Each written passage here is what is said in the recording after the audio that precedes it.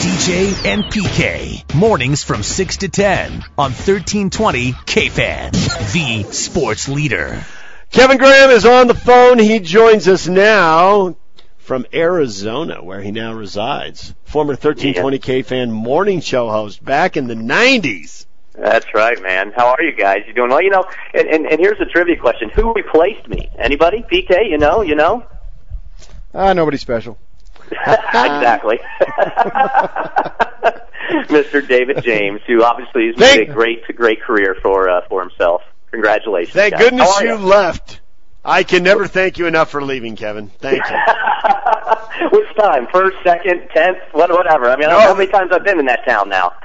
The first time was the most important time to me. There were other trips in and out of town. I realized that, but the first one was the one that really mattered to me. Yeah, and you know what? I haven't seen 1 ounce of thanks or any kind of money from those big contracts you've received in your time. I mean, it's just unbelievable. I can't believe that, DJ. Tell me about it, Kevin. Your radio career.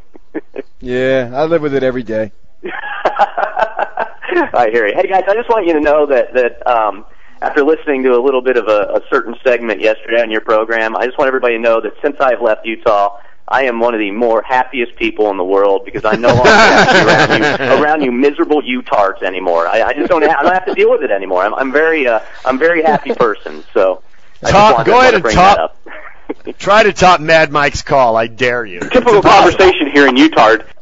I thought I was going to pull up like the website or whatever and see that some dude jumped off an overpass bridge last night or yesterday screaming Utards.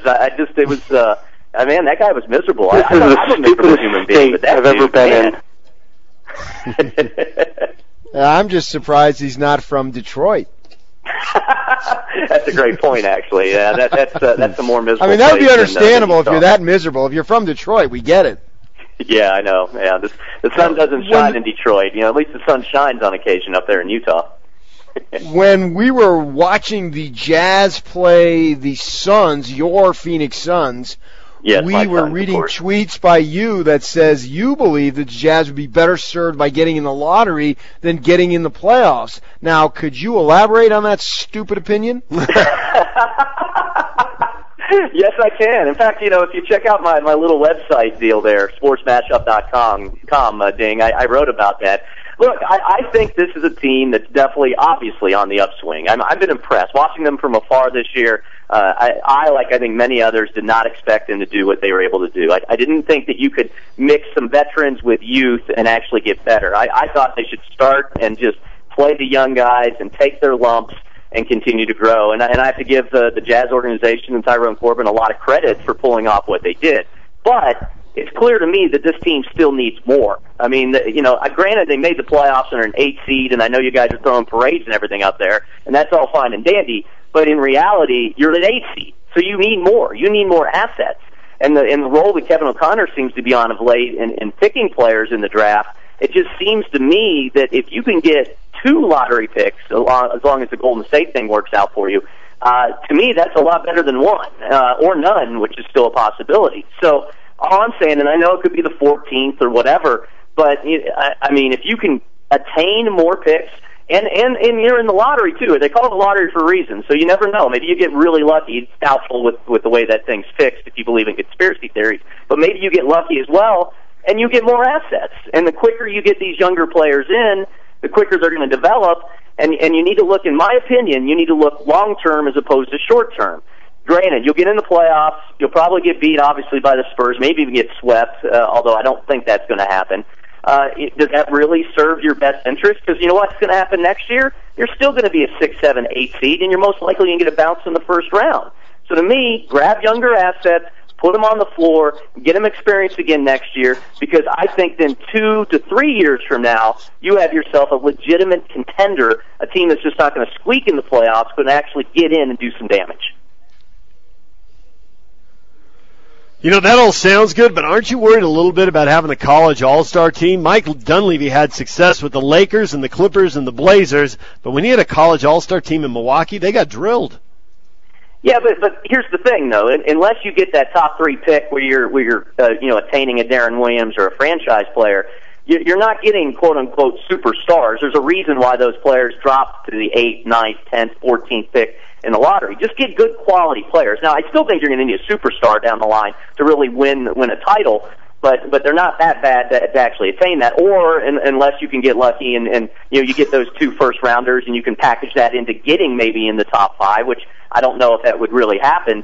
I don't think you're getting an all-star college roster. And if you keep enough of the veterans, I mean, they showed this year what very few could do, and that's mix a veteran with younger players and still win, and allow those younger players to grow too. So if you did it this year, I don't see why you can't do it next year and continue to move on. So I'm looking long term. You guys know, I mean, I'm big on the Herm Edwards. You play to win the game, but I'm also big and preached all those years when I've been up there is you play to win championships. To me, that's your goal. And your best way to win a championship isn't seeking in the playoffs as the 8th seed and getting swept. It's getting more players, getting more talent on this roster that you can develop that can maybe take you back to the promised land that you had back in the glory days. Okay, Kevin, you said, and I agree with you, that they're going to need a superstar in order to win a championship because that's the pattern of the NBA throughout many years. Now, with that in mind, adding more role player, whether it's high-end or low-end role players, is that really going to do it? Don't you need, and this is what I believe anyway, that you need the development of Hayward and Favors to rise their game up to a level that can take you over the top, that what's available where they would be picking in the draft is not going to get you those types of players that you're talking about. It's going to have to come from 2 guys, Hayward and Favors, and they need to get those postseason experiences out of the way as soon as they can so they can start striving and having a realistic opportunity to get to the Western Conference Finals. Now, I will give you a good, 20, 30 seconds to try to somehow salvage your hopeless opinion. This is not a hopeless opinion. There's many people that agree with me in this opinion. You know what? No, it's a great point, PK. That's if you believe that Hayward and Favors are going to develop into being superstar players. I don't know if I'll go there. I think they're going to be very, very good NBA players. I also agree that I do believe you need a superstar, but let's face it, unless the Jazz can either trade their way into a lottery or just really stink again to get a high lottery pick, it's not going to happen because most likely they're not going to get a free agent. So. To your point, yeah, I agree with you a little bit on that. But getting you into San Antonio, getting swept this year, really in the whole scheme of things, is that going to propel Hayward and Favors into superstar status quicker? That it's going to allow you to get the NBA Finals? I don't buy it. You're still going to need more. You're going to need more players. You're going to need more, as I call them, assets in the business world. You need that, in my opinion, to continue to grow. And I like this team a lot. I'm impressed with what they were able to do. But you need more. You're an 8 seed right now. You need a lot more to get higher. You do need a lot more, but when you're chasing that championship you talk about, it comes down to somebody who is the guy, and you look at Miami's riding LeBron. Well, he was a 1 pick, and we all knew he was the guy coming out. And the Jazz, we're talking about them giving up a 12, 13, or 14 pick. They're not giving up a 1 pick. Chicago might beat Miami. Well, they got Rose. He was a number 1 pick. Duncan and Shaq dominated the league for a decade. They were number 1 picks. You got to have the number 1 pick in the right year because not all the number 1s are that good. And we're talking about the Jazz sacrificing a 13 or 14 pick to make the playoffs. No, I agree. But can't you get quality players still at the 13 and 14 pick? What was Burks last year as a draft pick, guys? I'm trying to remember. Where he was about that range overall. He was okay. Do you feel like he's going to develop into a player that's going to contribute to this team for years to come? He's got a chance, yeah. He's off to a good start. Well, then you can't tell me you can't get somebody at 14 that's going to be able to do that for you. Well, won't that help you down the line? If you can get another Alec Burks type quality player, if you depend on looking at really early mock drafts, who is it, Lillard sitting there from Weber State, you can't tell me you still can't get a quality player that's going to contribute to this team for years to come, that in the end is going to make you a better team? That's my theory. I think you can. I mean, get the extra players if you can get them. It doesn't matter. I mean, we're arguing over something that's not going to happen because obviously you guys made the playoffs, or the Jazz made the playoffs, and all is good in the world. No, it's us, guys. But my argument is get the players. Grab those players and go because, I mean, I don't know if they get swept by the Spurs. I don't know if that really does a lot for you. I would rather see this Jazz team get the playoffs, because next year they're not going to win a title either, and they may be a 6, 7, 8 seed when you play now an 82-game season. So they're probably not going to have playoff success again next year. So you sacrifice a year, you attain talent quicker, so they can develop quicker, like they did with Canner and Burks this year, and you go that route. That was my opinion. Now, again, it doesn't mean anything because half my opinions are wrong, and they're in the playoffs already. Well, I think the thing you got to look at going forward is it's not like they're only going to improve through the draft. Millsap, Jefferson, and Devin Harris all have contracts that are up in another year. So next summer, and maybe this summer or trade deadline next year, they're moving them because they don't think they can re-sign them, or they're moving them because they're going to make a trade because they think they can get something back that they really like and they really need. And then those players have a chance to leave. So really, knowing where this team's going to be in 18 months is a real roll of the dice. It's going to be Favors and Hayward and maybe Burks and Cantor going forward. Any of these veterans could be here, and any of them could be gone, either their choice or the players. There's a tremendous transition that's about to happen here. No, I agree with you, and I think that's a great point. And obviously, with the Darren Williams trade, we saw that they can attain assets, and they can do. And Kevin O'Connor, like I said, I think he's on quite a roll right now. So I think that's a great point, DJ. So if they can do that, that's great. But at the same time, I just again go back to my point. If you can get that extra draft pick, to me that just made sense to do that. But yeah, I'm curious as I think as anybody to see what this roster is going to look like next year, and whether they can improve that roster by trading maybe some of those players you just mentioned. Locke just tweeted out, ask Mr. Know-It-All what percentage of picks from 11 to 30 in the first round of the NBA ever make a rotation. All right, Mr. Know-It-All. Well, I'm sure Locke already knows that, so that's why he's tweeting it out. I'm sure he spent all night looking it up on his little computer in his geek world that he lives in, and I'm sure he has the statistics. So give him about 10 seconds, and he'll tweet that out. Or maybe he'll have a vocal live chat about it. I'm not sure. Nice. That was a quality shot right there. That was good. I got to give it to you. That worked. You win at Mr. Technology right where he lives. Which is high up on the hills. David was a part of our original crew, too, back in the day. So, yeah. Yes, he was. I came down for an interview, and I begged you guys, and you wouldn't let me in. I showed you.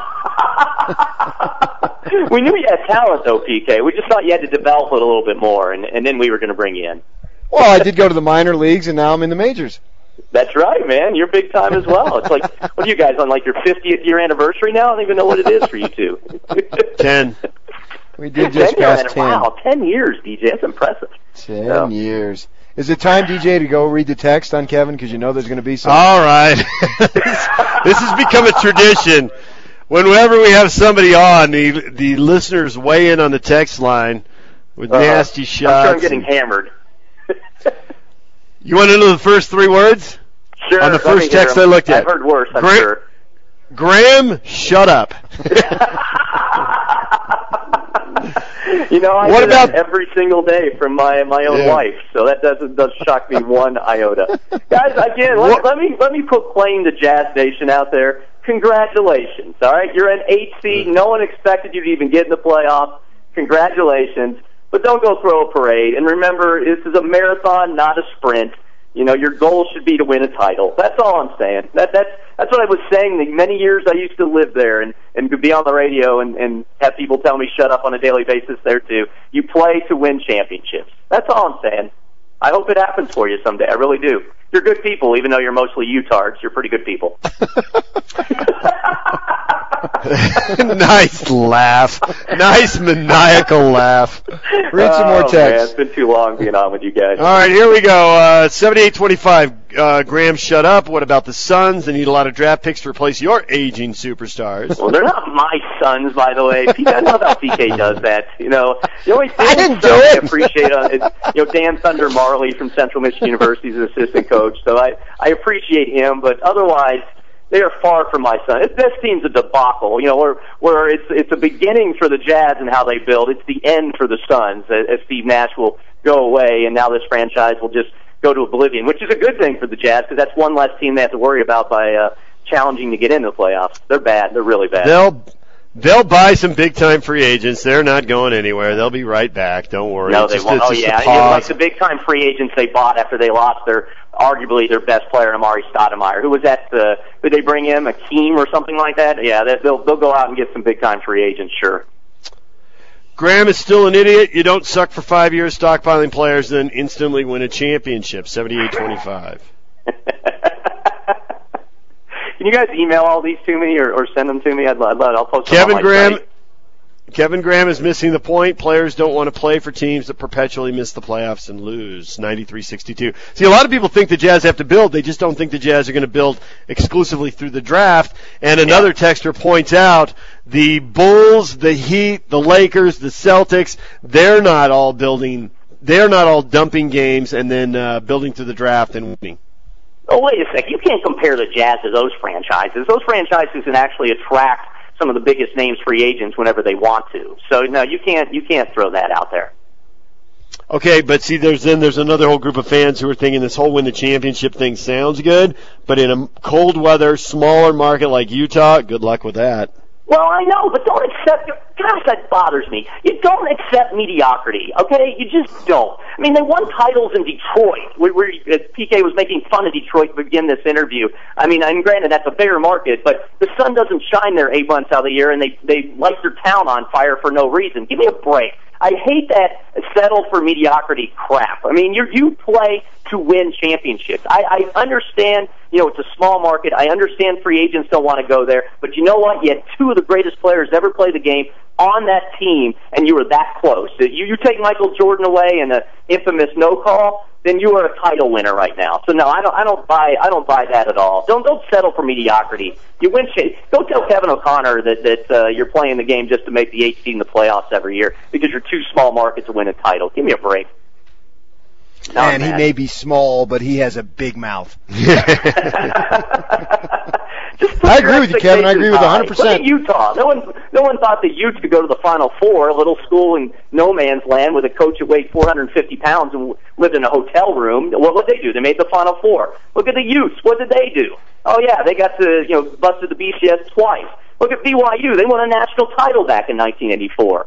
It can be done. It's just, I agree with you. Preposterous. What's that? I think I agree with you, man. In fact, I'm looking forward to doing a show 10 years with you. Down here in Phoenix, man. Although it's really cloudy today, PK, but I'm assuming the sun's going to come back. I know it will. Yes, good. All right, one last thought. Mad this morning. What's that? Yeah, one last thought before we let you go here. Yes. Graham, this is tech from 7418. You can take the Graham out of Utah, but you can't take the Utard out of Graham.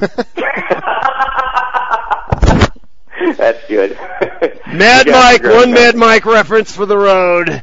Kevin, plug your Twitter feed and your website one more time. Hey, I really appreciate it. Sportsmashup.com. I do a lot of stuff for Utah because obviously a bunch of followers and whatnot up there. And then you can follow me on Twitter at I got a new Twitter address that I think I can now plug on your show, DJ and PK. Good. Kevin Graham SM. So Kevin Graham SM obviously for Sports Mashup.